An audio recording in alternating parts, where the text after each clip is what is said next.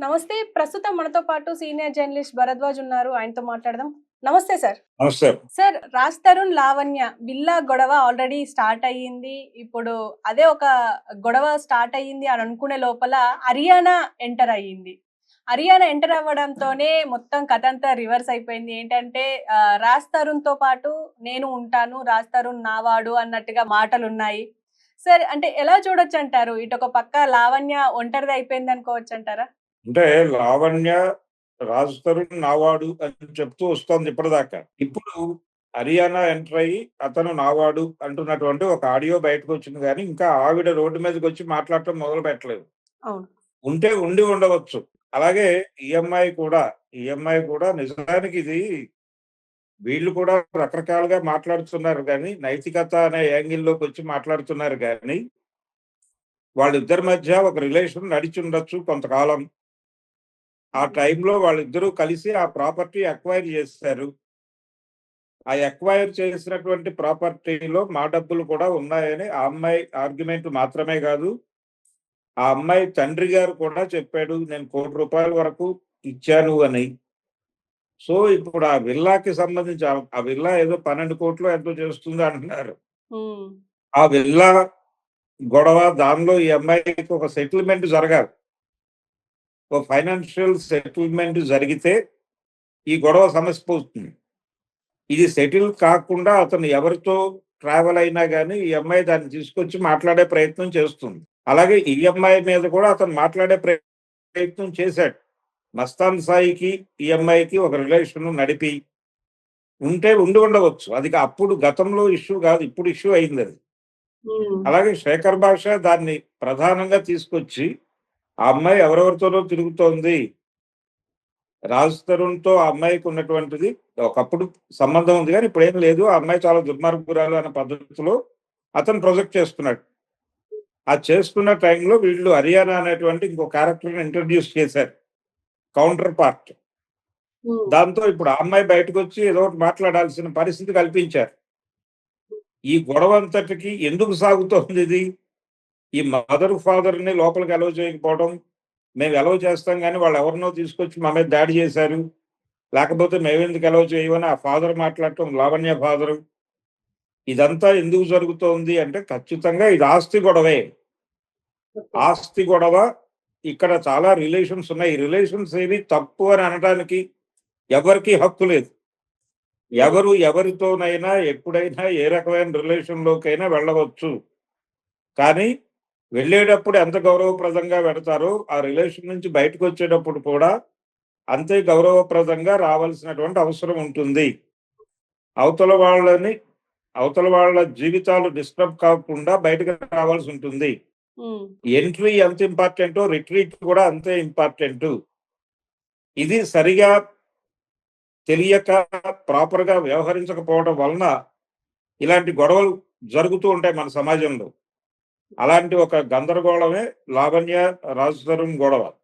అది క్లియర్‌గా ప్రాపర్టీ గొడవ. దానికి సంబంధించిన సెటిల్‌మెంట్ జరగాలి. అంతకు మించిన వ్యవహారం లేదు. అతనికి హరియానాతో సంబంధం ఉండటం తప్పేం గాదు. హ్మ్. దాన్నేదో పెద్ద ఇష్యూగా మాట్లాడటం అంతకంటే తప్పు. ఎవరితోనైనా ఏ రకమైనటువంటి రిలేషన్ అయినా ఉండొచ్చు. వాళ్ళు అడ్మిట్ చేస్తే. అవతల వాళ్ళు అడ్మిట్ చేస్తే. ఇప్పుడు అమ్మాయి వచ్చి మాట్లాడితే ఏం మాట్లాడుతుందో ఎవరికీ తెలీదు. అందుకని ముందు ఆ ప్రాపర్టీ గొడవ ఏదో తేల్చాలి పోలీసు వారు. లేదా ఎవరో ఒకళ్ళు కన్సర్న్ ఆల్రెడీ వీళ్ళు స్టేషన్‌లో కేసులు పెట్టుకున్నారక్కడ. అవును.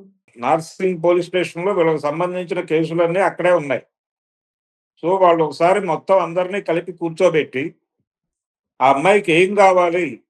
ఆర్థికంగా ఆ అమ్మాయి ఏం కోరుకుంటోంది? అనేది ముందు బయటికి రాబట్టి, ఆ సెటిల్‌మెంట్ చేసేసి, ఒక డాక్యుమెంటేషన్ చేసి, ఆ అమ్మాయిని తోసేస్తే అతని జీవితం మళ్ళీ అతని పద్ధతిలో అతను చేసుకుంటాడు. హ్మ్. ఆ తర్వాత మళ్ళీ కాన్‌ఫ్లిక్ట్‌లొస్తే ఆ గొడవ అతను పడతాడు. కానీ ఈ గొడవ ఈ లావణ్య, రాజ్ తరుణ్ అనే గొడవ ఈ డిస్ప్యూట్ సెటిల్ అవ్వాలంటే వాళ్ళకి సంబంధించిన ఆస్తులు, ఇతర వ్యవహారాలు ఆ అమ్మాయికి ఏం కావాలో అది కోరుకుని, అది హ్మ్. కనుక్కుని అతన్ని కూర్చోబెట్టి ఏ మేరకు సెటిల్‌మెంట్‌కి అతను అంగీకరిస్తాడో అది తెలుసుకొని ఆ ఆ అమ్మాయితో అంగీకరింపజేసి క్లోజ్ చేయటం బెటర్ ఆ ఫ్యామిలీని. అలాగే ఇక్కడ తల్లిదండ్రులు కూడా ఎంటర్ అయిపోయారు. ఆ అమ్మాయి తల్లిదండ్రులు ఎంటర్ అయ్యారు, ఇతని తల్లిదండ్రులు ఎంటర్ అయ్యారు. కాబట్టి ఈ 2 కుటుంబాలని కూర్చోబెట్టి ఇది ప్రాపర్టీ గొడవ మాత్రమే. కాబట్టి ఏం కావాలో అది తేల్చుకోండి, పంచుకోండి, వెళ్ళిపోండి అని చెప్పగలిగితే తప్ప ఈ గొడవ సెటిల్ కాదు. అంటే ఎందుకు సరే ప్రతిసారి ప్రొలాంగ్ అవుతూ వస్తుంది? అంటే ఇంతకు ముందు వరకు ఆమె డ్రగ్స్ కేసు అన్నారు. తర్వాత రాజ్ తరుణ్ అన్నారు. మళ్ళీ మస్తాన్ సాయి అని అన్నారు. ఇప్పుడు మళ్ళీ విల్లా గొడవ. ఇలా ప్రతి పార్ట్ ఇప్పుడు ఆ పార్ట్‌గా అమ్మాయి వస్తుంది మనకి మీడియాలోకి. అసలు ముందు వాళ్ళిద్దరి మధ్య ఒక రిలేషన్ ఉంది అనేది ప్రపంచం అంగీకరించేసింది కదా! అవును. రాజ్ తరుణ్, ఆ అమ్మాయి ఒకప్పుడు కలిసున్నారు అనేది రాజ్ తరుణ్ కూడా అంగీకరించాడు. అప్పటికే మస్తాన్ సాయితో కూడా అతనికి ఆ అమ్మాయికి రిలేషన్ ఉంది అనే విషయం తనకు తెలుసు అని కూడా అడ్మిట్ చేశాడు అతను. వాళ్ళిద్దరూ ఘర్షణ పడుతుంటే తాను విడదీసిన విషయం కూడా ఆయన మాట్లాడాడు. హ్మ్. ఆ ఆడియోలన్నీ బయటకొచ్చాయి ఇంతకు ముందు. కాబట్టి ఇదొక ఆ అమ్మాయి రిలేషన్స్ ఆ అమ్మాయికున్నాయి. అవి ఉంటూనే ఇతనితో కూడా ట్రావెల్ అయింది ఆవిడ. హ్మ్. ఇతనితో ట్రావెల్ అవ్వటం అనేది తనకిష్టము. అతనితో ఉండాలనుకుంటున్నాను. మా ఇద్దరి మధ్య మ్యారేజ్ అయింది అని కూడా మాట్లాడుతోంది. అది ప్రపంచానికి తెలుసా? తెలీదా? దానికి సంబంధించిన ఎవిడెన్స్ ఏమి ఎప్పుడూ వాళ్ళు ఓపెన్ ఏరియాలో పెట్టలేదు. ప్రపంచం ముందు పెట్టలేదు కానీ పెళ్ళయింది. మేము డివోర్స్ కాకుండా అతను వేరే వాళ్ళతో ఎలా ఉంటాడు అని బాంబే వెళ్ళి ఒక హీరోయిన్‌తో ఉంటుంటే అక్కడ గొడవ చేసి వచ్చింది ఈ అమ్మాయి. లావణ్య. అంటే ఈ అమ్మాయి ప్రతిసారి ఇప్పటివరకు గొడవ పడుతున్న ప్రతి సందర్భంలోనూ ఆ అమ్మాయి క్యూరియాసిటీ, ఆ అమ్మాయి ఆతృత ఇప్పుడు చాలా ఓపెన్‌గా బయటకొచ్చింది. హ్మ్. ఆ అమ్మాయి ఆ ప్రాపర్టీస్ గురించి గొడవ పడుతోంది. మొదటి నుంచి. అంతకు మించి అంతకు మించి ఏమీ లేదు. ఓకే. ఇప్పుడు అతని క్యారెక్టర్ మీద దాడి కూడా చేసేస్తే బావుంటుంది. తనకెట్లాగైతే మస్తాన్ సాయి అంటున్నారో, అలా అతనికి కూడా ఒక ఫ్రెండ్ ఎవరో ఒకళ్ళు అంటే అందుకని హరియానా క్యారెక్టర్‌ని తీసుకొచ్చారు.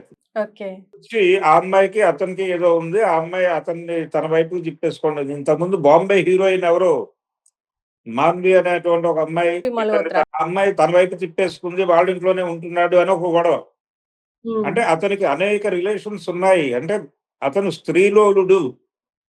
అతను నన్ను వదిలేసి తిరుగుతున్నాడు అనేది ఎస్టాబ్లిష్ చేయడం ద్వారా అతన్ని నైతికంగా ఒక ఫ్రేమ్‌లోకి తీసుకొచ్చి దోషిగా నిలబెట్టాలనుకుంది ఆ అమ్మాయి.